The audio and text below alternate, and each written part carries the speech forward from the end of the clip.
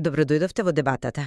Простор каде преку интелектуална размена и спротиставени перспективи ги истражуваме најдлабоките идеи во нашите извори. Замислете да се разбудите утре и сите надволешни закони, значи сите судови, полиција, сето тоа однаш да е избришано. Тоа звучи малку застрашувачки. Па да, од една страна е ултимативна слобода, нели? Единственото нешто што го спречува општеството да западне во целосен хаос е вашиот сопствен внатрешен компас. Звучи одлично во теорија. Јас би рекол дека тоа дефинитивно повеќе е наликува на почеток на еден тежок кошмар. Мислам, кога ќе ги отстраниш надворешните структури кои ни кажуваат како да се однесуваме, целиот товар паѓа директно на нашите прилично слаби човечки плеќи. И токму тука навлегуваме во нашата денесна дискусија. Се базираме на коментарите на Мари Ноел Табут, објавени од Тиери Жалас, кои ни нудат една сосема нова леќа низ која ги читаме библиските текстови, поврзани со празникот Духовден или Пентекост. Конкретно, ги разгледуваме Дела на апостолите 2, Псалм 104, Првото послание до Коринтијаните 12 и Евангелието според Јован 20. Точно. И централното прашање за нашата дебата е прилично јасно. Дали настанот на Духовден представува првенствено божествено ослободување кое создава хармонично единство преку различностите? Или пак тоа е пренесување на огромна застрашувачка одговорност врз луѓето кои сега сами мора да управуваат со простувањето и мирот во светот. Мојата позиција тука е цврста. Јас тврдам дека овие текстови ја илустрираат крајната слобода и божественото овластување, каде духот ги урива хиерархиите и создава прекрасен мозаик на единство. Јас нова гледам од поинаков агол. Убеден сум дека фокусот на текстовите е врз тешката условеност и огромниот товар на човечката одговорност. Особено преку таа моќ да се задржат гревовите и, нели, нашата апсолутна зависност од божествениот здив за опстанок. Види, за да ја разбереме таа слобода за која јас зборувам, мора да почнеме од паралелата што авторот ја прави помеѓу кулата во Вавилон и Духовден. Повеќето луѓе мислат дека Вавилон е само приказна за казна. За градење превисока кула, да. Баш така. Но ако погледнеме подлабоко, тоа е општество каде сите зборуваат еден јазик, користат исти тули, мислат на ист начин.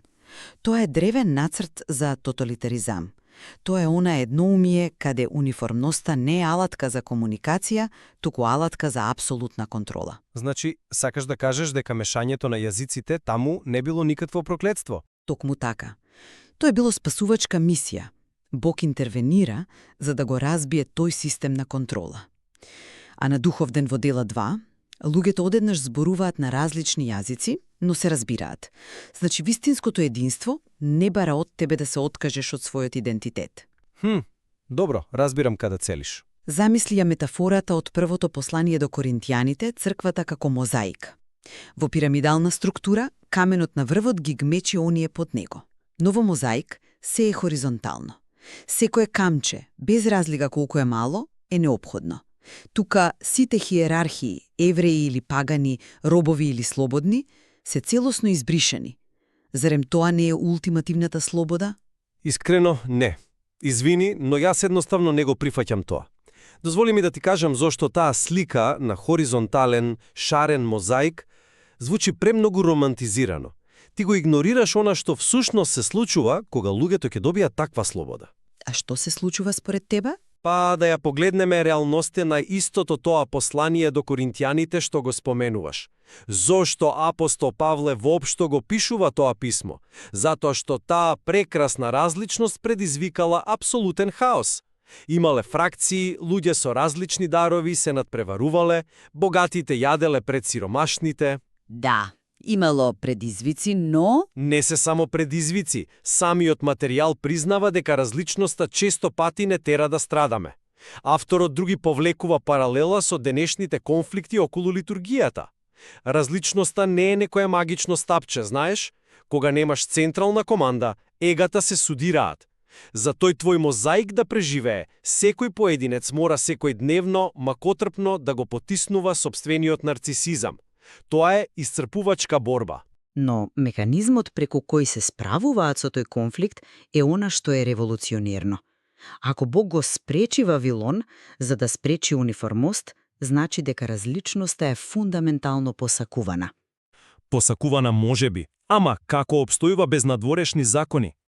Тука доаѓаме до концептот на новиот закон. Во дела 2 имаме оган и силен ветер, истите символи од планината Синај каде Мојсей ги добива камените плочи. Но разликата сега е фундаментална. Сега нема плочи. Законот повеќе не е напишан на камен. Точно. Не е нешто што стои надвор од тебе и ти се заканува со казна. Авторот го цитира пророкот Езекиел: Бог им го вади срцето од камен и им става срце од месо. Каменот е мртов, месото е ранливо, но е живо. Законот сега е впишан внатре. Кога действуваш од внатрешно убедување, воден од духот, а не од страв, тогаш си вистински слободен. Тоа е многу привлечна идеја, навистина. Да мислиме дека одеднаш сме станале морално автономни суштества. Но ако навистина сакаме да бидеме реални, мора да ја погледнеме анализата на Псалм 104. Таму Табут целосно ја демонтира таа илузија за некаква наша независност. Не би рекла дека е илузија. Види, овој псалм ја опишува креацијата некако настан од минатото, каде Бог ни дал срце од месо и не оставил сами да си играме слобода. Тоа е состојба на континуирана екзистенцијална зависност. Текстот експлицитно вели: го земаш нивниот здив, тие умираат и се враќаат во правот. Ние сме зависни од секој негов здив. Добро, но тоа е биолошка реалност. Тоа не значи дека сме лишени од слободна волја во нашите постапки. Не е само биолошка, туку и духовна. Ние сме прав што дише. Како можеш да зборуваш за ултимативна слобода кога ние балансираме на работ на небитието? Материјалот воведува важна нијанса. Злото постои и постојано го попречува човекот. Тој наш внатрешен компас е крајно расиплив. Ние сме подложни на страв, на омраза, да не остават сами, водени само од тоа ранливо срце, па тоа е застрашувачка перспектива. Се сложувам дека сме кревки, ние сме создадени суштества, зависноста постои, но начинот на кој ти ја врамуваш таа зависност звучи како да сме пасивни жртви. А сепак, таа иста кревкост е основата за најголемата моќ што некогаш ни е дадена. И тука сакам да преминем на клучната точка. Мисијата во Евангелието според Јован 20. Евангелието според Јован. Ова е кулминацијата, апсолутно, но не на моќта, туку на товарот. Чекај, дозволи ми. Не, види ги зборовите. Кога Исус ке им здивне на учениците, тој изговора нешто длабоко вознемирувачко. На кои ке им ги простите гревовите, ке им се простат. На кои ке им ги задржите, ке им се задржат. Авторот на коментарите дури користи специфичен термин тука. Не вади од такт, не изфрла од колосек. Затоа што звучи како да префрла преголема моќ кај нас, така? Затоа што до тој момент простувањето беше ексклузивна територија на Бога. И одеднаш таа моќ ни е предадена нам.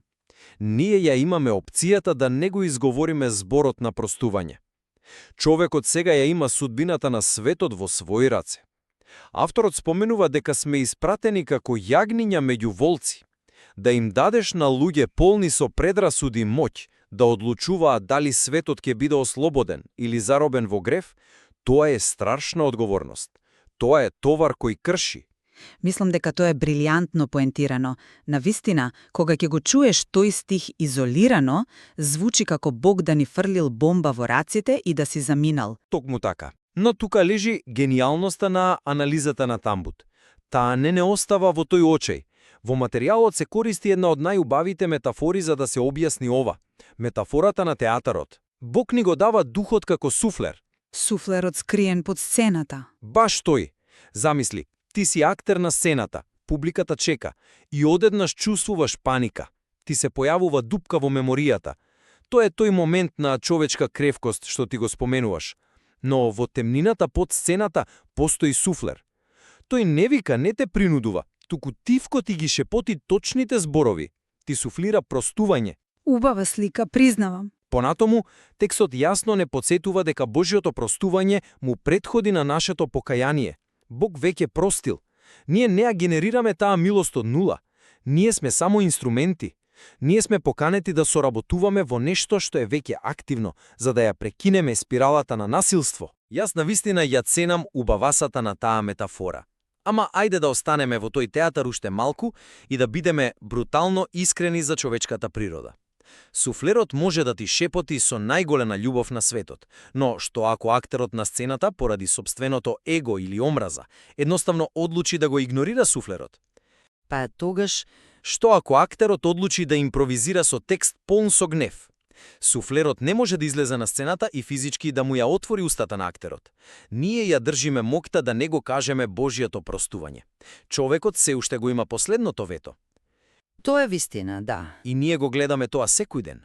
Гледаме делови од тој твој мозаик каде луѓето категорично одбиваат да си простат. Да, имаме суфлер, но одлуката е целосно наша. Тоа овластување е двосекол меч кој може да предизвика незамислива штета. Морам да признам, тоа е силен аргумент. Искрено, самата помисла дека нашето одбивање може да го спречи Божјото простување во светот е тешка за голтање. Но, од друга страна, ако размислиш подлабоко, слободата да избереш да не простиш е единствениот доказ дека слободата е вистинска. Ако актерот е програмиран да го повтори текстот без можност за грешка, тој не е слободен човек. Тој е марионета. Се сложувам со тоа. Ризикот е доказот за автентичноста на врската. Тоа е парадоксот во центарот на овие материјали, кој едноставно не дозвола црно-бел заклучок. Токму така. И како што се ближиме кон крајот, мислам дека можеме да ги сумираме нашите позиции.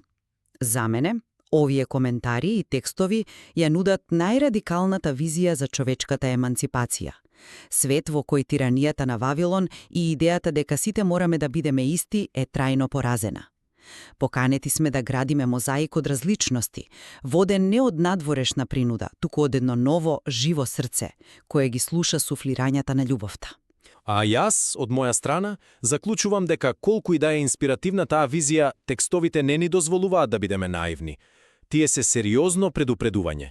Не подсетуваат на нашата радикална кревкост и не соочуваат со застрашувачката моќ што ја имаме да го донесеме мирот или да го задржиме гревот и да го оставиме светот во конфликт. Тоа бара длабока, често пати болна одговорност. И покрај нашите различни агли, мислам дека и двајцата стигнавме до една клучна точка на конвергенција. Двете наши перспективи се согласуваат дека овие древни записи означуваат едно тектонско преместување на фокусот. Да, преместување од надвор кон внатре. И твојот слободен мозаик и моето инсистирање на тежината на одговорноста почиваат на фактот дека камените плочи се скршени. Целата драма сега се одвива во живото до срце, кое мора самото да действува во овој реален свет. Апсолутно. Во изворните коментари се кријат уште стотици слоеви за тоа како овие текстови ја дефинираат нашата слобода и одговорност. Ве оставаме да размислите на ова вечерва кога ќе исчезне стариот закон, кога камените плочи ќе се претворат во прав, дали го чувствувате студот на огромната одговорност или слободата конечно да полетате. Ви благодариме што бевте дел од нашата размена.